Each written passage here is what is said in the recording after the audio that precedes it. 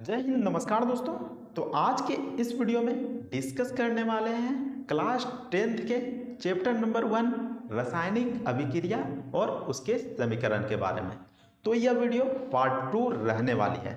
इससे पहले मैं पार्ट 1 वीडियो अपलोड कर चुका हूं, तो आप उस वीडियो को नहीं देखे होंगे तो लिंक डिस्क्रिप्शन में देखने को मिल जाएगा, वहां से वीडियो को देख सकते हैं। तो यह वीडियो पार्ट 2 रहने वाला है और पार्ट 1 में मैंने क्या समझाया है, तो रासायनिक अभिक्रिया के बारे में बताया है कि आखिर रासायनिक अभिक्रिया क्या होता है और इसका एग्जाम्पल भी दिया हूँ जो कि दैनिक जीवन से है। हमारे दैनिक जीवन यानी कि हम जो डेली का काम करते हैं उससे रिलेटेड मैं एग्जाम्पल दिया हूँ। तो उस वीडियो को नहीं देखे होंगे तो लिंक डिस्क्रिप्शन में देखने को मिल जाएगा, वहाँ से वीडियो को देख सकते हैं। तो इस वीडियो में हम क्या डिस्कस करने वाले हैं, तो इस वीडियो में हम डिस्कस करेंगे कि आखिर अभिकारक क्या होता है जिसको कि रिएक्टेंट्स कहते हैं, और यहाँ पर उत्पाद जिसको कि प्रोडक्ट नाम से जानते हैं वो क्या होता है, और रासायनिक समीकरण जिसको कि केमिकल इक्वेशन नाम से जानते हैं। तो ये सभी क्या चीज़ है, और देख सकते हैं यहाँ पर सॉलिड, लिक्विड, गैस और एक्वास जिसको कि हम शॉर्टकट में एस, एल, जी और AQ लिखे हैं। तो ये सभी क्या चीज़ है तो आपको समझ में नहीं आ रहा होगा, लेकिन इस वीडियो को देखने के बाद आपका सारा माइंड में जो भी डाउट होगा वह क्लियर हो जाएगा। अब देखिए यहाँ पर सबसे पहले सवाल उठता है कि आखिर अभिकारक क्या होता है। आखिर जो अभिकारक वर्ड लिखा गया है उससे आप क्या समझते हैं। तो अभिकारक क्या होता है, तो मान लीजिए कि आप काम करने के लिए फैक्ट्री में जाते हैं, फैक्ट्री में गए तो यहाँ पर आप अभिकारक हो गए। आखिर कैसे, तो मान लीजिए कि जहाँ पर फैक्ट्री में जाते होंगे, फैक्ट्री में गए तो वहाँ पर जो मशीन रहता है या फिर जो काम करना रहता है आपके द्वारा होता है, आपके द्वारा होता है। आप गए फैक्ट्रिया में और वहाँ पर क्या करने लगे, मशीनवा को चालू किए, फिर वहाँ पर जो सामानवा को डालना था मशीन में वहाँ पर डालें, फिर हुराएं, तब जाके जो सामान होता है वह तैयार होता है। यानी कि आप अभिकारक हैं, वहाँ पर आप अभिकारक हैं, आपके जरिए यहाँ पर नया पदार्थ बन रहा है। तो ऐसे में आप यहाँ पर अभिकारक हो गए। अगर आप नहीं होते तो यहाँ पर नया पदार्थ का निर्माण नहीं होता। तो ऐसे में आप अभिकारक हो गए। जब एग्जाम्पल दूंगा तब अच्छे से और समझ में आ जाएगा। तो यहाँ पर अभिकारक का मतलब क्या हो गया, तो यहाँ पर रासायनिक अभिक्रिया में भाग लेने वाले पदार्थ को हम अभिकारक कहेंगे। क्या हो जाएगा इसका परिभाषा, तो रासायनिक अभिक्रिया में भाग लेने वाले पदार्थ को अभिकारक कहेंगे। तो उत्पाद का यहाँ पर क्या परिभाषा हो जाएगा, तो उत्पाद का परिभाषा हो जाएगा रासायनिक अभिक्रिया में नए पदार्थ का निर्माण होता है।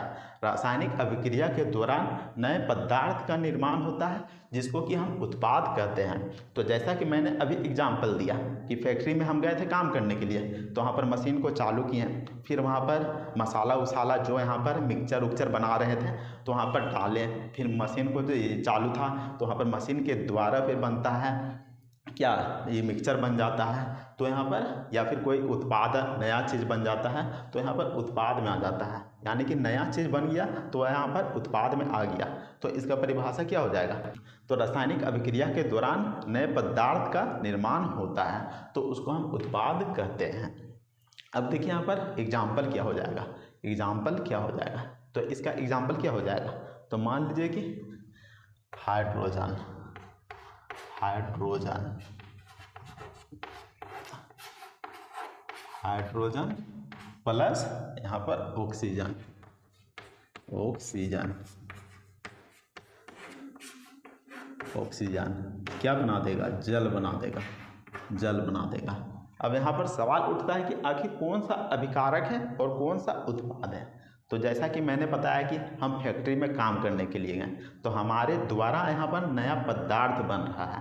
हम गए फैक्ट्री में तब जाके यहाँ पर नया पदार्थ बन रहा है। तो ऐसे में यहाँ पर हम कौन हो गया, तो यहाँ पर हाइड्रोजन और ऑक्सीजन हो गया जो कि अभिकारक हो गया, जो कि अभिकारक हो गया, अभिकारक हो गया। और हम यानी कि फैक्ट्री में गए थे तब जाके यहाँ पर ये दो पदार्थ यहाँ पर मिला और तब जाके फिर नया पदार्थ बनता है, नया पदार्थ बनता है।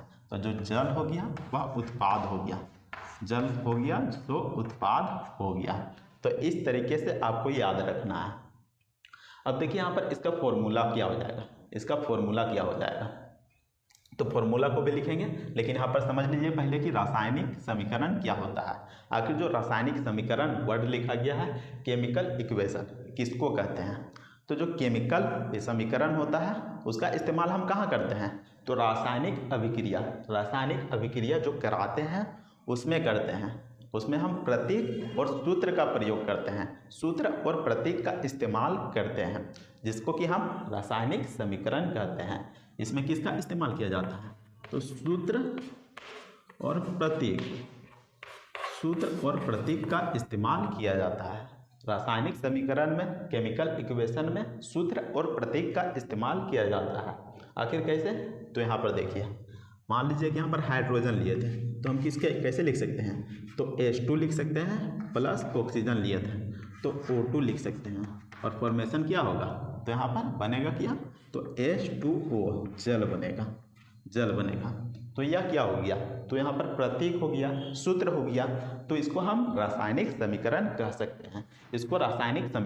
सकते हैं, अब देखिए यहाँ पर जो ठोस होता है, जो सॉलिड होता है, उसको हम किस तरीके से लिख सकते हैं? तो यहाँ पर देखिए, जो सॉलिड का जो यहाँ पर पहला अक्षर हो गया, पहला लेटर हो गया, वो एस हो गया। पहला वर्ड जो यहाँ पर एस हो गया, जो कि यहाँ पर स्मॉल एस हुआ, स्मॉलेस्ट एस हुआ।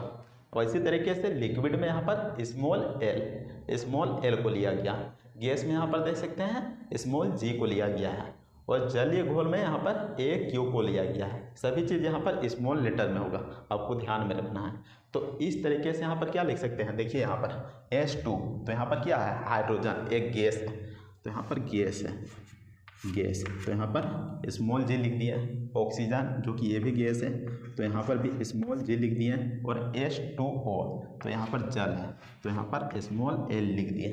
तो इस तरीके से जहाँ पर देख सकते हैं, इस तरीके से यहाँ पर रासायनिक समीकरण को दर्शाया जाता है। तो इसी को हम कह सकते हैं रासायनिक समीकरण और केमिकल इक्वेशन। तो उम्मीद करते हैं कि आपको यह वीडियो समझ में आ गया होगा, यह टॉपिक आपका क्लियर हो गया होगा।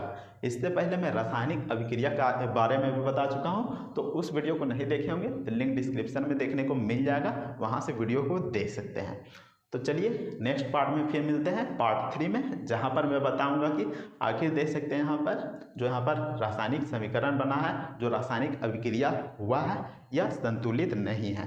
तो नेक्स्ट वीडियो में हम डिस्कस करेंगे कि आखिर किस तरीके से इसको बैलेंस किया जाता है, इसको संतुलित किया जाता है। तो पार्ट 3 वीडियो में देखने को मिलेगा। तो वीडियो पसंद आता है तो वीडियो को लाइक जरूर कीजिएगा और चैनल को भी सब्सक्राइब जरूर कर लीजिएगा। तो मिलते हैं नेक्स्ट वीडियो में, तब तक के लिए जय हिंद, वंदे मातरम।